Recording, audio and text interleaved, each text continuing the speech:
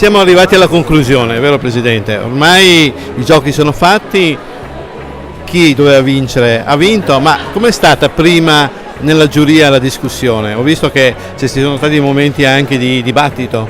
Beh, diciamo che non c'è stata una grandissima discussione, se non la necessità, come dire, di allineare i risultati, soprattutto l'uso di una scheda che per noi è abbastanza nuova, perché è il frutto di un lavoro che stiamo portando avanti già da diversi anni e che ci consente, numeri alla mano, di valutare il lavoro di un piatto, ma soprattutto del suo abbinamento al vino. Non è un dettaglio, insomma è un aspetto abbastanza interessante che ci ha aiutato, diciamo, a valutare in maniera più appropriata tutte le prestazioni del vino e del piatto assieme.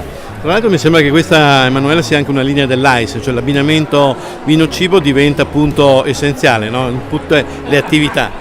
Sì, beh, questo è uno di quei momenti in cui c'è la prova sul campo, come dicevamo prima, quindi tutto quello che viene studiato, insegnato durante i corsi, trova in questi momenti un momento di applicazione pratica davvero importante. Non so se hai notato anche tu prima, quando su alcuni abbinamenti c'era davvero quell'equilibrio per cui dopo il sorso di vino ti veniva la voglia di riassaggiare il risotto, perché il palato era completamente, diciamo, pronto a riassaggiare di nuovo la pietanza. Quindi questo è il punto d'arrivo, no? L'armonia, l'equilibrio tra le due cose.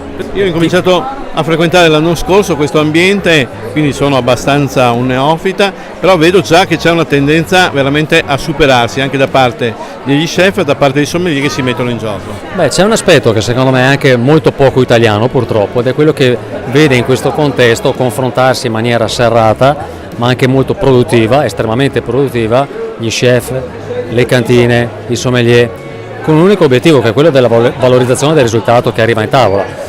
Siamo un po' troppo poco abituati a queste forme di collaborazione che invece un piatto scatena in maniera straordinaria, quindi c'è anche, come dire, il piacere estremo di cogliere questi segnali che una volta tanto arrivano da questi territori e da queste categorie professionali.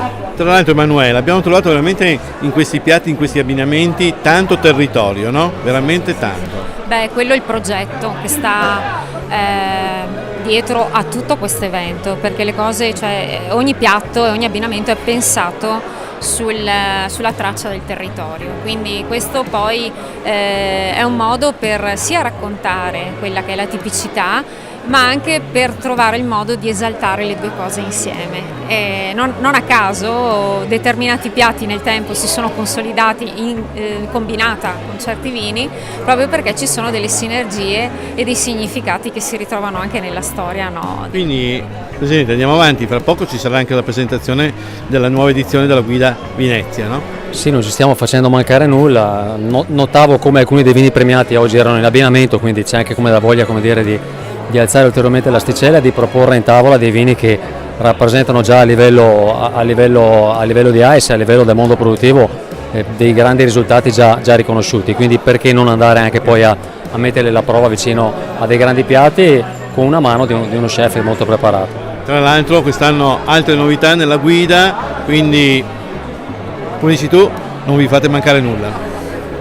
Colgo al volo questo tuo spunto, perché una delle più grosse novità che arriverà sulla guida Venezia di AIS Veneto quest'anno è proprio l'idea di poter iniziare a toccare con mano di nuovo l'abbinamento al piatto, quindi proposte di piatti veri con chef veri che ci mettono la faccia e ci raccontano come si fa un piatto, quindi più che mai guida vino ma strettamente, univocamente legata al piatto. Beh, diamo già l'appuntamento ai nostri telespettatori per la presentazione a Venezia della guida, quando? A Venezia il 13 ottobre alle 11 della mattina, conferenza stampa per la presentazione ufficiale della nuova edizione 2018 della nostra guida. Naturalmente seguite tutto in diretta sul sito www.aisveneto.it. Alla prossima, grazie.